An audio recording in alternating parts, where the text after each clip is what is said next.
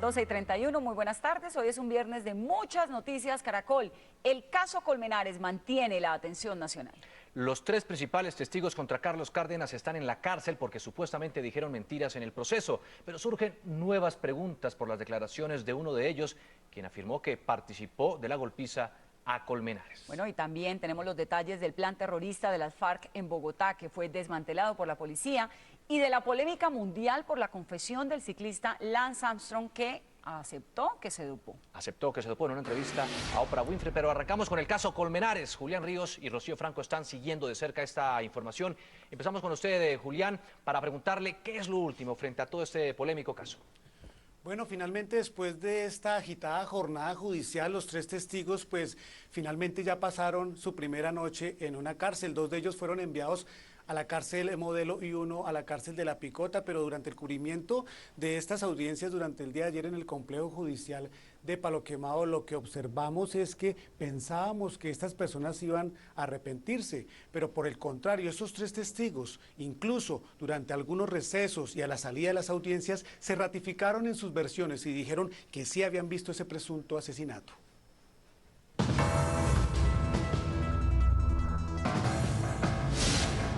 El nuevo capítulo judicial de los tres testigos que habrían mentido en el proceso penal por la extraña muerte del joven Luis Andrés Colmenares arrancó con las decisiones que tomaron los jueces para enviarlos a las cárceles La Modelo y La Picota. Jesús Alberto Martínez, Jonathan Martínez y José Wilmar Ayola, los tres hombres que hasta hace unos días fueron testigos principales de la Fiscalía para esclarecer el caso Colmenares, ahora están en la mira de la justicia por los testimonios que han entregado y que según la misma entidad resultaron falsos. Pero a pesar de que fueron capturados y judicializados, los tres ratifican sus versiones sobre la muerte del joven Colmenares. Sí, lo ratifico y lo sigo diciendo y lo sigo sosteniendo. Sí, eso fue verdad, eso fue verdad. Yo no me pienso retractar, de absolutamente nada de lo que he dicho. Yo voy a seguir hasta el final, voy a asumir la responsabilidad de lo que me pase o en donde pueda llegar yo, pero voy a seguir. Gústele o no, a quien le guste, voy a seguir. Estoy tranquilo, yo como siempre lo he dicho, yo siempre he dicho la verdad y siempre la verdad. Sí, yo no tengo por qué retratarme sobre eso. Según la Fiscalía, solo en el caso de Wilmar Ayola hay 52 pruebas que demuestran que le mintió a la justicia. Además, el ente acusador reveló que las versiones entregadas fueron confrontadas con otras personas que corroboraron que los hechos nunca fueron reales. Jesús Alberto Martínez dijo que no solo fue testigo de esos hechos, sino se autoincriminó. Dijo que había participado en esta golpiza. Pero ¿qué busca él con esta declaración? Consultamos a un experto, precisamente el exfiscal general de la Nación, Guillermo Mendoza Diago, quien nos explicó qué puede pasar con este proceso. Yo sí tuve que ver con los golpes que se le propinaron a Luis Andrés Colmenares. Es que yo no estoy siendo falso, es que no me están dando las garantías que me prometieron cuando se charló en un principio. Con esta declaración que entregó a los periodistas al final de la audiencia pública en su contra, Jesús Alberto Martínez desencadenó otra polémica. ¿Qué busca con esta declaración? Noticias Caracol consultó al exfiscal general de la Nación, Guillermo Mendoza Diago, quien explicó qué puede pasar jurídicamente. Cuando una persona hace una manifestación de esa, la Fiscalía tiene la obligación de investigar qué tan cierto es lo que esté diciendo.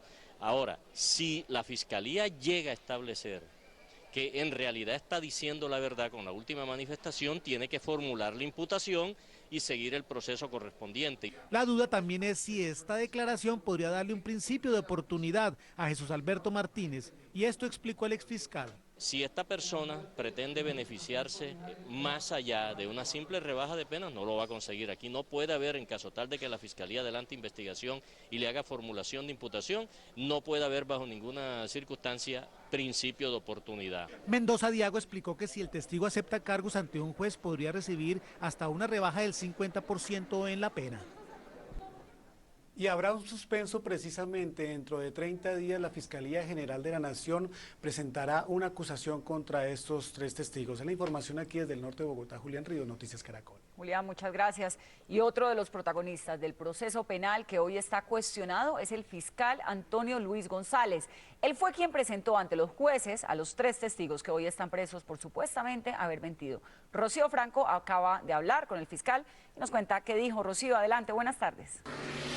Muy buenas tardes. Pues Antonio Luis González, este polémico fiscal del caso, ha hablado con Noticias Caracol. Él dice que no es un fabricante de testigos, que no hubo dinero, que no hubo contactos, que no hubo reuniones. Y por eso él señala que está tranquilo. Pero también se refirió al tema de otro de los testigos, quien asegura y se incrimina de haber participado en este proceso. Él asegura que no tiene nada que ver y que el proceso fue totalmente legal. Uno, los testigos no son falsos, porque cuando se presentaron de manera legal frente a la Fiscalía, su dicho era coherente con los otros elementos materiales probatorios. Dos, en el día de ayer, sorpresivamente toda Colombia, incluido yo, escuchamos a uno de los testigos que califican de falso confesar que había sido partícipe o que participó en la golpiza que le dieron a Luis Andrés Colmenares. Entonces yo me pregunto hoy, ¿es falso? Me pregunto, ¿es falso alguien que se está inculpando de un homicidio sabiendo que las penas que le pueden proceder contra él son altas? 3. Quienes dicen que los testigos son falsos y que el fiscal González los fabricó, yo los invito a que presenten las pruebas que yo los fabriqué.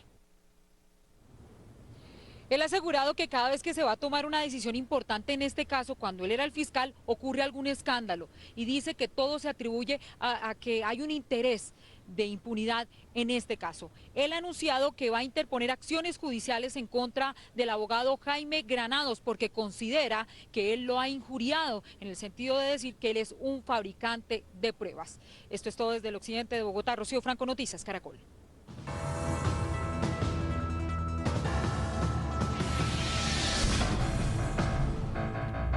Hoy es un día de gran información referente a las FARC. En los diálogos de paz que se realizan en Cuba, la guerrilla criticó hoy la distribución de tierra en nuestro país. Entre tanto, en Colombia hablaron más fuerte las acciones que las palabras. La policía reveló hoy que este grupo subversivo planeaba una ofensiva terrorista en Bogotá.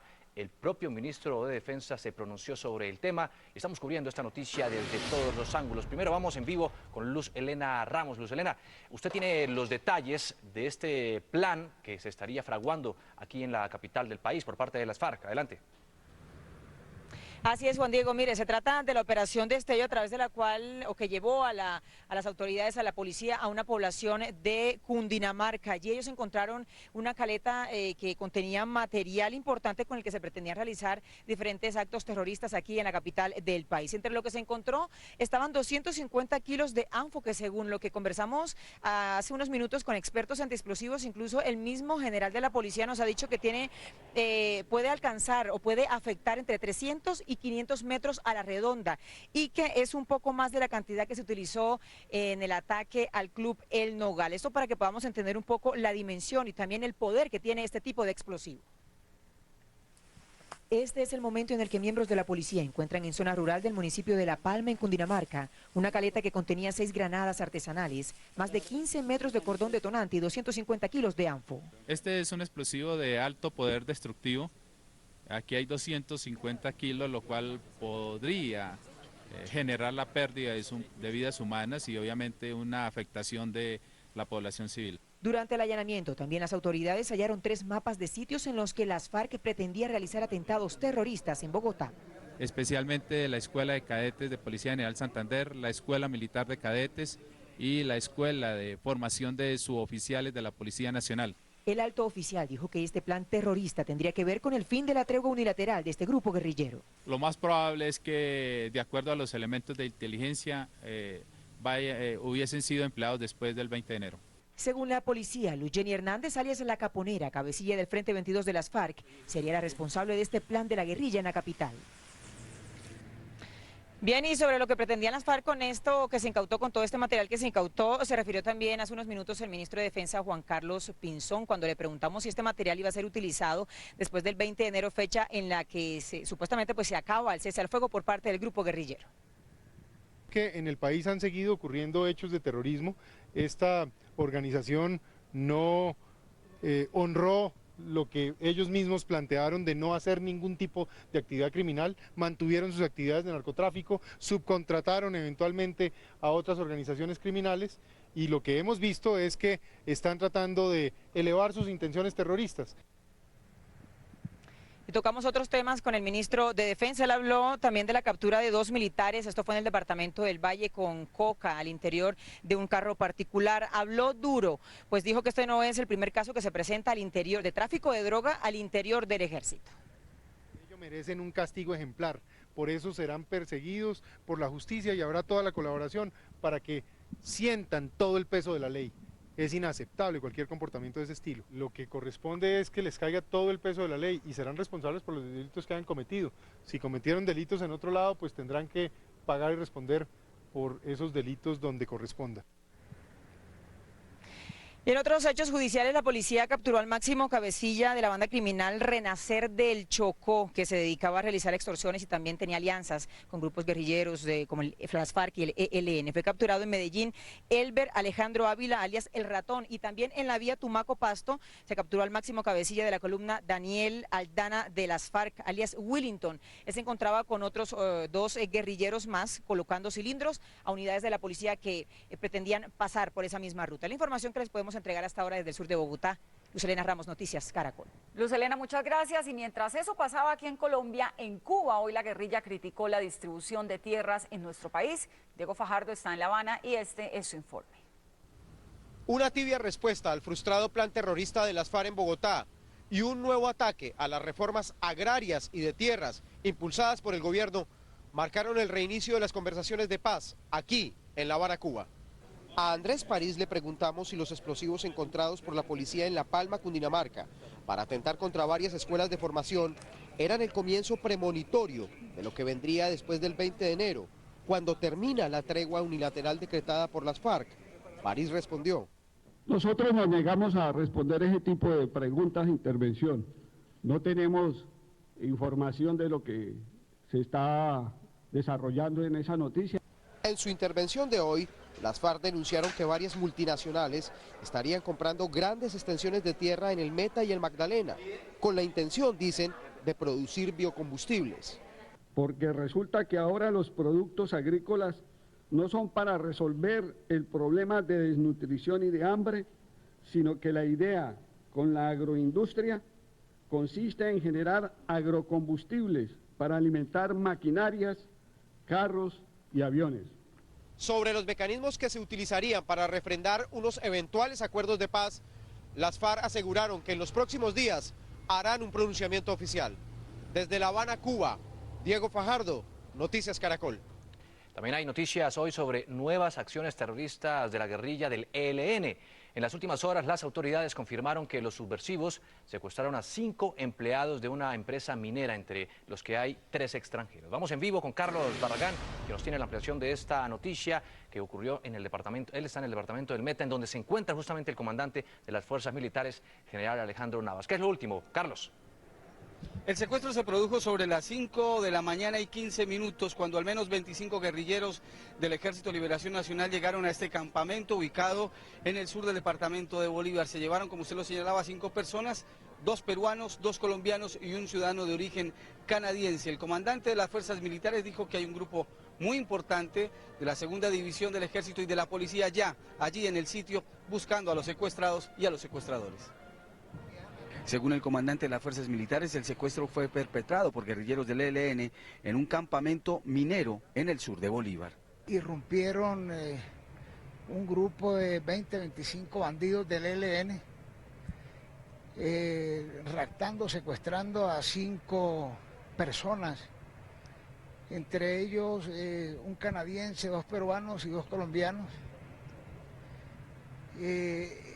Pertenecientes a la compañía Cumin. El general Alejandro Navas aseguró que los 5 secuestrados son operarios de la empresa directamente. Bueno, los extranjeros son geólogos de esa compañía, una compañía colombiana con participación canadiense, y los 2 colombianos son funcionarios de la empresa. El vicepresidente Angelino Garzón exigió la inmediata liberación de los 5 secuestrados. Una guerrilla que secuestra personas va contra sus propios principios. El secuestro es un acto indigno, es un acto violatorio de los derechos humanos, ¿Y cómo se va a llamar a la guerrilla del Ejército de Liberación Nacional Revolucionaria si secuestra gente indefensa? Extranjeros. No, lo que necesitamos es que los pongan en libertad sin ningún tipo de condiciones y que cese la práctica del secuestro en nuestro país. Efectivos de las Fuerzas Especiales del Ejército y el Gaula de la Policía fueron desplazados al sur de Bolívar para intentar rescatar a los 5 secuestrados. Cuando nos bajábamos aquí en la capital del departamento del Meta, concretamente en la pista de Apiay, el general Navas a través de un teléfono recibía las indicaciones de que ya Humberto Guatibonza, general de la policía y director del grupo Gaula de esta institución, ya está también al frente de este operativo. Estamos en este momento en el Parque Libertadores de Villavicencio. Están entregando a la ciudad de Villavicencio nuevos policías, nueva fuerza élite para el choque y para la seguridad de los ciudadanos de Villavicencio. De aquí iremos con el ministro de Defensa y general Navas al municipio de Mesetas y los tendremos informados de lo que pasa en el sur de Bolívar en esta operación de rescate de las personas que estaban en un campamento de minería y que fueron secuestrados por el ELN. Soy Carlos Barragán Rosso, Noticias Caracol. Y el presidente Santos también se refirió a este secuestro. En su cuenta de Twitter, el mandatario dijo: estamos encima de los secuestradores del sur de Bolívar. Ahí están viendo el Twitter. Fuerza Pública ya se movilizó y los tenemos en la mira. Entre tanto, a las 12:47 en Cartagena, el secretario de Gobierno también se refirió a este secuestro en el sur de Bolívar. Vamos en vivo con Ronald Avellaneda. ¿Qué dicen las autoridades, Ronald? Juan, las autoridades han comentado al respecto diciendo que por el momento no se han dado informaciones referentes a enfrentamientos entre el Ejército Nacional y estas personas pertenecientes también al ELN. Lo cierto es que estos 5 trabajadores, 2 colombianos contratistas, se disponían en horas de la madrugada de hoy a realizar sus labores.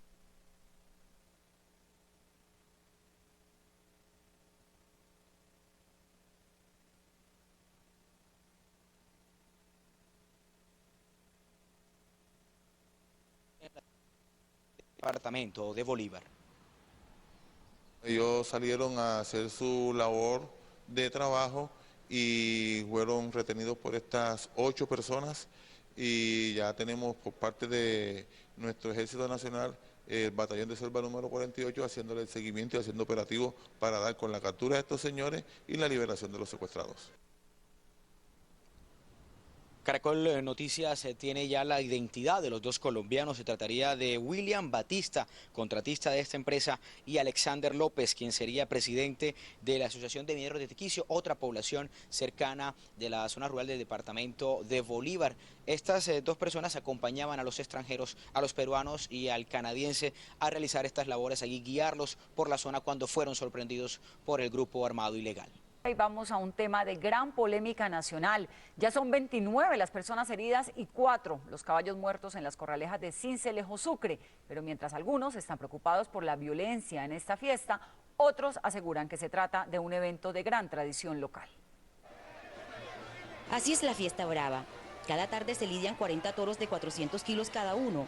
Las celebraciones han dejado hasta el momento 29 heridos, algunos de ellos de gravedad. La cornada de toro es una herida que nosotros la consideramos como una herida complicada. Estos pacientes ameritan hospitalización mínimo 10 días.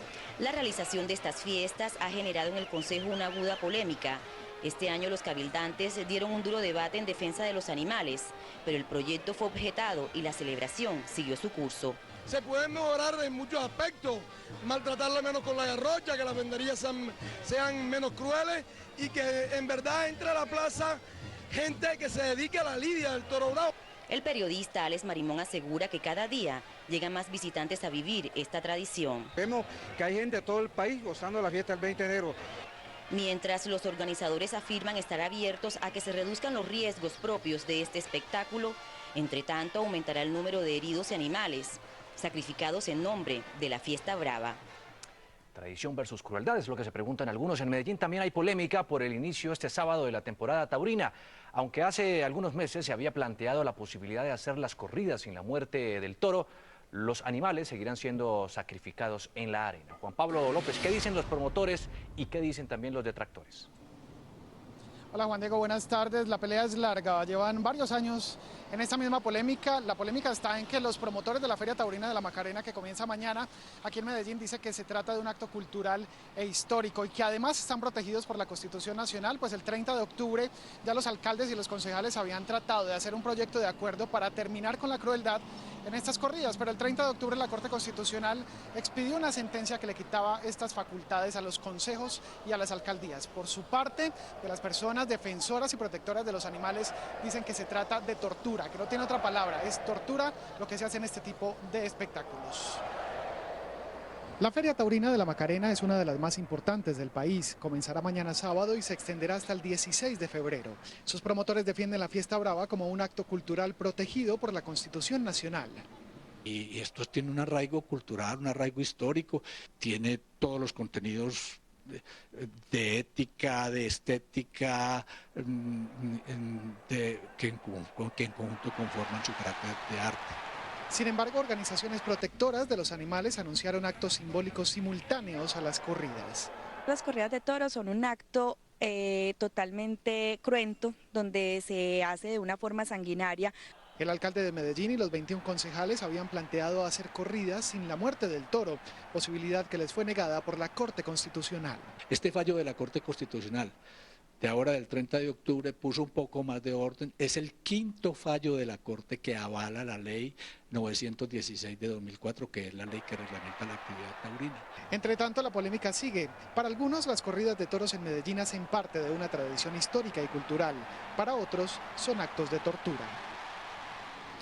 Para esta Feria Taurina que comienza mañana, que irá hasta el 16 de febrero, se esperan cerca de 50.000 personas en el global de la feria, cerca de 8.000 personas que asistirán a cada corrida. Información desde Medellín, Juan Pablo López, Noticias Caracol. 12:53 y vamos al oriente de Cali, donde no para la violencia generada por enfrentamientos entre pandillas. Una menor de 3 años es la última víctima de estos delincuentes. Eduardo Manzano está allá en la Sultana del Valle. Eduardo, ¿cuál es la situación hasta ahora? Lo escuchamos. Vanessa, pues mire, la niña que resultó herida, una menor de edad, está siendo atendida en un centro asistencial de la capital del Valle. Los médicos están decidiendo, según informes de la personería, si retirarle o no un proyectil que tiene incrustado en la cadera. Ella estaba en una vía del barrio El Vergel cuando se presentó un enfrentamiento entre dos pandillas. En este momento, a raíz de esa situación y de lo que ha venido pasando, la personería adelanta unos diálogos, unos acercamientos con los grupos juveniles que tienen sede o que tienen asiento en este barrio del oriente de la capital del Valle. La menor de 3 años sufrió una herida de arma de fuego en un enfrentamiento entre pandillas en la misma zona del oriente de Cali, donde cerca de 20 familias tuvieron que desplazarse. Y en medio de ese enfrentamiento, una menor de 3 años resultó herida en la zona pélvica como consecuencia precisamente del cruce de disparos. Según la comunidad, las familias que se fueron no piensan retornar por temor. Porque como son vecinos de la familia y hubo una amenaza de la otra pandilla que les dijeron, no, vea, los que le den rancho, les den puerta a esa familia, les vamos a dar.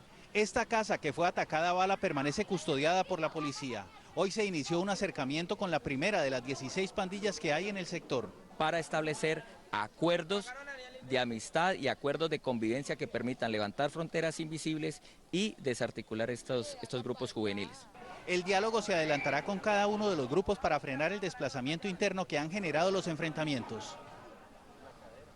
Los acercamientos están siendo encabezados por la Personería de Cali con el apoyo de la policía. Hay unos agentes especializados en este tipo de grupos juveniles que han logrado ya acercamientos con otros en diferentes sectores de la ciudad. Entre tanto, las 20 familias que se desplazaron pues evalúan la situación para saber si pueden o no retornar a sus viviendas que en este momento están siendo custodiadas por la policía.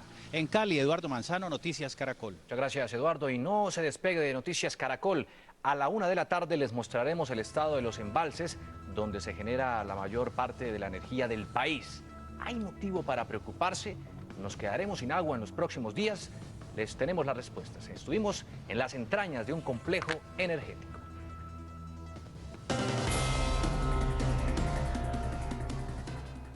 Y seguimos en el Valle del Cauca. Las autoridades buscan al joven que presuntamente asesinó al párroco Francisco Vélez, quien será sepultado en las próximas horas. En el lugar se encuentra Carlos Gutiérrez. Carlos, ¿Qué es lo último de esta información? ¿Qué dicen las autoridades? Vanessa, buenas tardes. Mire, hemos conocido que las autoridades ya tienen las huellas dactilares de este presunto homicida. Fueron ubicadas en el arma que utilizó para apuñalear en 3 ocasiones al líder religioso. Entre tanto, las autoridades también descartaron que el robo haya sido uno de los móviles del asesinato de este párroco. Con 10.000 volantes como este, donde aparece el retrato hablado del presunto homicida del presbítero José Francisco Vélez, la policía adelanta la búsqueda del responsable del crimen en varios municipios del centro del Valle. Y aquí van a aparecer todos los números de las patrullas del cuadrante. Según el coronel Vladimir Rojas, comandante de Distrito de Policía de Buga, la investigación va por buen camino. Para permitir que la ciudadanía nos siga dando información valiosa que conduzca a la captura de este delincuente. Mientras tanto, jerarcas de la Iglesia Católica del departamento le hicieron un llamado al prófugo para que se entregue. Y diga los motivos por qué lo hizo, si lo hizo por causa propia o que otra persona lo envió. Lo mejor es que uno pague lo que hace. En la Catedral de San Pedro de Buga se realizó la Eucaristía, donde amigos, familiares, autoridades y cientos de feligreses le rindieron el último adiós al sacerdote, que falleció en su apartamento como consecuencia de 3 heridas de arma blanca. Yo creo que toda la comunidad católica mundial está de luto. Dios bendiga, Dios lo tenga en la santa gloria. Los restos mortales del padre fueron dejados en el cementerio central del municipio. Las autoridades dicen que es cuestión de horas para dar con el paradero y la captura de esta persona, que es un joven entre los 20 y 23 años aproximadamente. Entre tanto, el gobierno municipal de aquí de Buga decretó a través de un documento como personaje ilustre de esta localidad. En Buga, en el centro del Valle, Carlos Gutiérrez, Noticias Caracol. Gracias, Carlos. Y vamos ahora a Medellín, porque la toma de una empresa en Itagüí por parte de los trabajadores terminó en un enfrentamiento con miembros del escuadrón antidisturbios de la policía. Beatriz Rojas nos dice qué fue lo que pasó. Beatriz.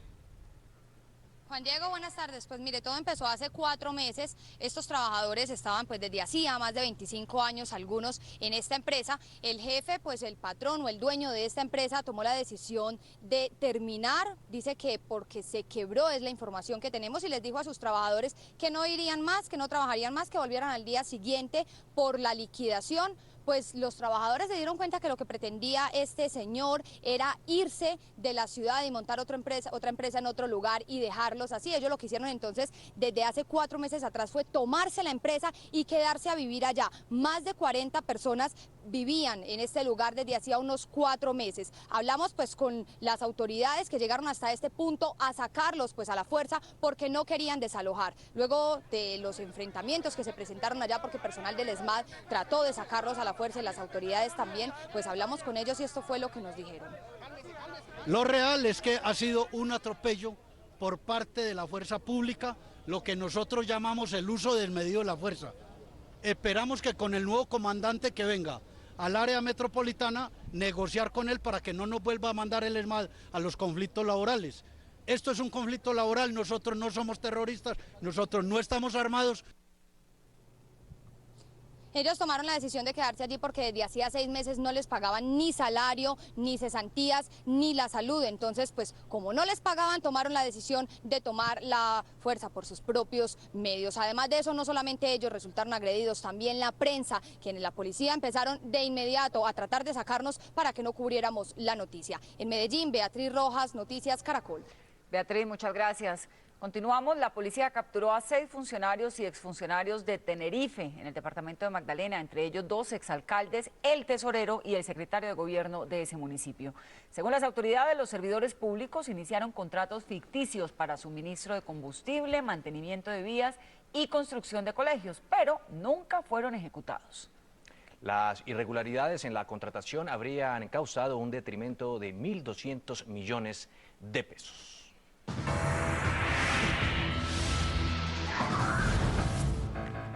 Es la 1 de la tarde en punto, ya se lo adelantábamos. Hay preocupación nacional por los efectos de la sequía en el país.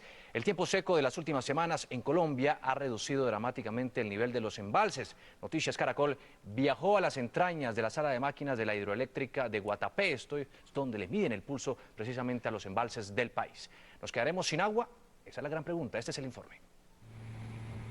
El embalse de Guatapé está ubicado en el oriente de Antioquia. Tiene capacidad para almacenar 1.200 millones de metros cúbicos de agua y su capacidad actual es de cerca del 70%.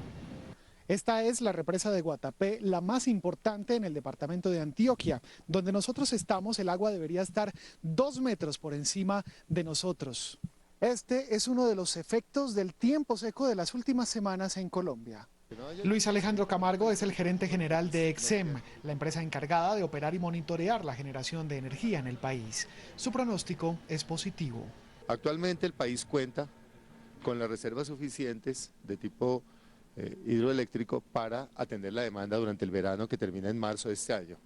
De acuerdo con el IDEAM, en la medida en que las lluvias regresen en abril, volvemos otra vez a recuperar los niveles de embalse. Sin embargo, la escasez de lluvias y el tiempo seco ha reducido de manera significativa los niveles de los embalses. En este momento estamos en un 66%, que es un buen nivel para la época.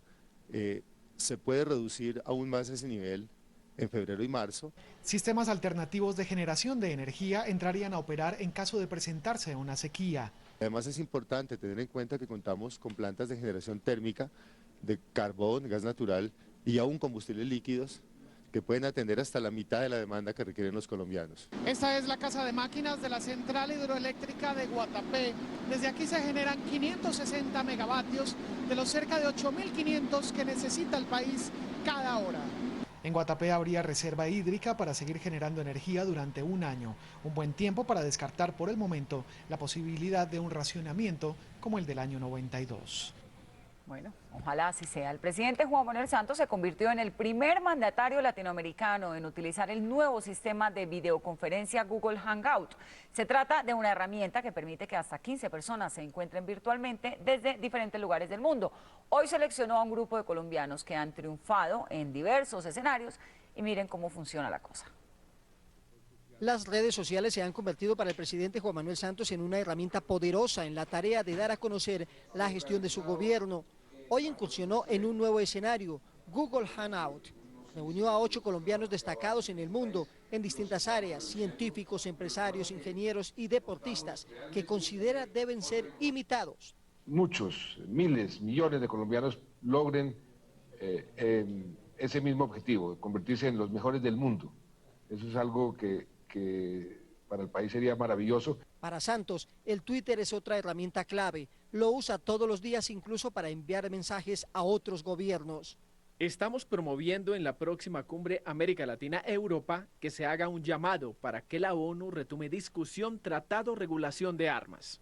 A través de Internet ha logrado llegar a miles de colombianos. Urna Virtual es el programa con el cual divulga sus planes de gobierno. De ahí su estrategia de llevar Internet a todos los hogares. Una inversión en largo plazo que asegura nuestro futuro, la inversión en la ciencia, la tecnología y la innovación. La innovación en las comunicaciones ha sido utilizada también para cancelar viajes y desarrollar la agenda internacional por medio de videoconferencias. La policía confirmó que fue recuperada la bicicleta del reconocido ciclista José Serpa, que había sido robada en Bucaramanga hace 12 días. 2 hombres lo habían abordado y lo golpearon para quitársela. La policía capturó a los 2 sospechosos que se llevaron la bicicleta avaluada en 12 millones de pesos y que fue hurtada cuando el ciclista entrenaba en la vía entre Bucaramanga y Cúcuta. Y la Fiscalía le imputó 8 delitos al exdirector nacional de estupefacientes Carlos Albornoz por aparentes irregularidades en el manejo de los bienes incautados a la mafia. El exfuncionario, en diálogo con Noticias Caracol, aseguró que detrás de este proceso en su contra hay razones políticas. El presunto manejo irregular de por lo menos 350 bienes incautados al narcotráfico tienen problemas al exdirector nacional de estupefacientes Carlos Albornoz, a quien la Fiscalía hoy le imputó 8 delitos. En diálogo con Noticias Caracol, Albornoz se defendió. El director de estupefacientes no puede estar al frente de 85.000 bienes diseminados en todas las latitudes del país. Esa no es una función del director de estupefacientes. El exdirector de estupefacientes dice que su proceso es político. Hay intereses subalternos, hay presiones indebidas, pero no me quiero referir a eso porque más bien espero afrontar este juicio con serenidad. Por este caso, un juez de conocimiento definirá en las próximas horas si se dicta o no medida de aseguramiento al exfuncionario. Rocío Franco, Noticias Caracol. La comunidad académica de Bolívar lanzó hoy una voz de alerta porque a pocos días de comenzar las clases varios colegios están deteriorados. 2 de ellos incluso no tienen techo. Y Carlos Cataño nos cuenta finalmente entonces cómo se va a adelantar este año escolar, Carlos, en Bolívar. Juan Diego, con mucho ingenio. Por ejemplo, en el caso de acá, del Colegio de San Cayetano, donde estoy, lo que van a hacer es utilizar la biblioteca, la sala de profesores, incluso la sala múltiple para recibir clases, porque como ustedes pueden ver, no hay techo en este momento y está en deterioro esta edificación. Y en el caso de Cartagena, la alcaldía de esa ciudad lo que hizo fue alquilar unas sedes alternas, unas casas, pero allí no hay las condiciones esenciales para adelantar con toda la tranquilidad y comodidad ese proceso de instrucción escolar. En consecuencia, hay emergencia prácticamente en la parte educativa. El año lectivo está a punto de comenzar. Sin embargo, 22 aulas de 2 colegios en Bolívar están sin techo. O sea, están diciendo que nos van a dar 20 días para construir, pero no creo que lo terminen. Uno es el colegio Nuestro Esfuerzo en el barrio El Pozón de Cartagena, donde por falta de presupuesto la construcción fue suspendida. Ya viene la hora de las clases y la obra está paralizada. Nadie responde. El otro es en San Cayetano, corregimiento de San Juan Nepomuceno, donde un vendaval se llevó el tejado hace 2 años y aún no lo han reconstruido. Negligencia de la administración. Ellos como que se les olvidó que San Cayetano existe. Bajo esas condiciones es difícil adelantar las jornadas escolares. Sin embargo, docentes y estudiantes están dispuestos a asumir sacrificios para salvar el año académico. La sala de profesores se está utilizando como salón y otros espacios, la misma biblioteca se va a utilizar como sala de profesores. La respuesta gubernamental es la misma para ambas instituciones.